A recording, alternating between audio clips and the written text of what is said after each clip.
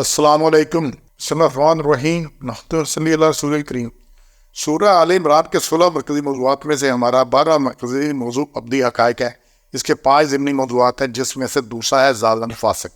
یہ ابدی چیز ہے ہمیشہ کے لیے کہ ظالم جو بندہ زیادتی کرتا ہے کسی نہ کسی پر، جو کسی پر کرتا ہے، اصل میں اس کی اپنے اوپر زیادتی ہے، اور جو نافرمانی کرتا ہے اس کو اس نے خود بھگتنا ہے۔ یہ اپنے اوپر خرابی کو لا رہا ہے۔ سب سے پہلے غلطی حضرت آدم نے کی، اللہ کا حکم تھا نہیں ماننا، اور پھر انہوں نے دعا کیا کی ربنا ظلمنا انفسنا، یا اللہ میں نے اپنی جان پہ ظلم کیا ہے، مجھے معاف کر دے، ورحمنا مجھ پہ رحم فرما، نہیں تو میں خسارہ پانے والے میں سے ہوں گا۔ ربنا ظلمنا انفسنا ولم تغفر لنا من الخاسرین۔ تو ہر ظلم، ہر خرابی جو خرچ کرتا ہے بندہ دنیا میں، جتنا کچھ کرتا ہے وہ کیا ہے؟ اپنے اوپر ظلم ہے، کیونکہ اس کا جواب دینا ہے، اور جواب تب دینا ہے جب اس کے پاس کچھ نہیں ہونا۔ اس لیے ہم نے اس سے بچنا ہے۔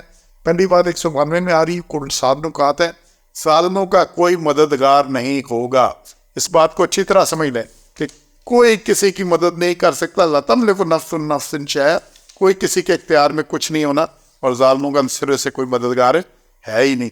192 میں آ رہا ہے وما للظالمین من انصار، اور نہیں گناہ گاروں کا، ظالموں کا کوئی مددگار قیامت کے دن۔ 94 میں آ رہی ہے اللہ تعالیٰ پر جھوٹ باندھنے والے ظالم لوگ ہیں۔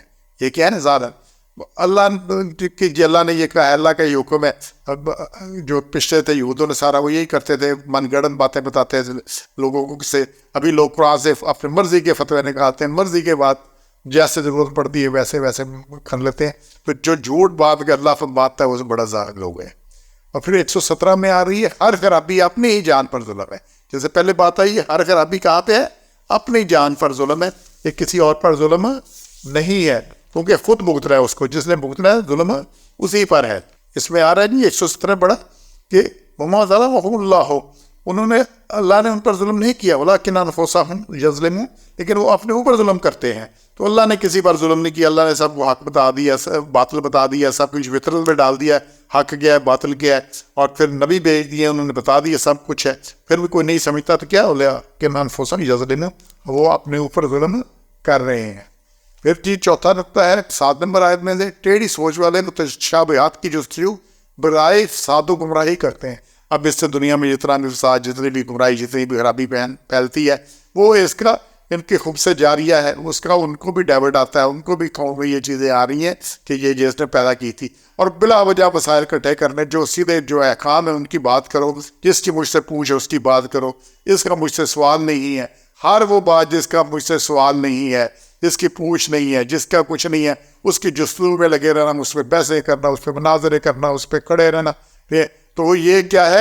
یہ فساد و گمراہی ہے۔ وہ جس پہ میری پوچھ ہے اس میں نے اصلاح کرنی ہے، لوگوں سے بات کرنی ہے، امر بالمعروف کرنا ہے، لوگ خرابی سے روک رہی ہیں، منکر کرنی ہے۔ لیکن جس کی نہ مجھ سے پوچھ ہے، نہ آپ سے پوچھ ہے، نہ کوئی سوال ہے اس کے اوپر، اس پر لگے ہیں مناظرے کرنے، لگے ہیں مسئلے کھڑے کرنے، کیونکہ یہ بہت بڑا ظلم ہے۔ 5 چاند ہے کہ مان والے باقی اکثریت نافرمان ہوگی۔ 110 میں لگے اکثریت نافرمان لوگ، وہ اکثر ہم فاسقون، اور اکثر لوگ نافرمان ہیں۔ اب جو نافرمان نہیں کر رہا ہے وہ اپنے اوپر ظلم کر رہا ہے، کسی پر ظلم نہیں کر رہا، اس نافرمانی کو اس نے سزا بھگتنی ہے، اس نے بھگتنی ہے، تو اس لیے یہ کچھ ہونا ہے۔ پھر 82 آیت کا 6 پوائنٹ عہد کر کے پھر جانے والے فاسق لوگ ہیں۔ تو یہ فاسق بھی نافرمانی، جو عہد سے پھر گئے انہوں نے فسق کیا، خرابی کی، یہ خرابی انہوں نے اس کو بھگتنا ہے۔ اور پھر 7واں اور آخری پوائنٹ ہے، یہ اللہ تعالیٰ کا اختیار کلی ہے، جس کی چاہے توبہ قبول کرے اور بخش دے، یہ نہ توبہ قبول کرنے والے ظالموں کو عذاب دے، تو یہ اللہ کا اختیار ہے۔ ظالموں کو عذاب دینے سے اللہ چاہے تو بخش دے، اچھا بخشے گا ان کو جو توبہ مانیں گے، جو توبہ کریں گے اور اپنی اصلاح کریں گے، وہ اس کے اوپر پھر قائم رہیں گے، اس کے اوپر ہوگا۔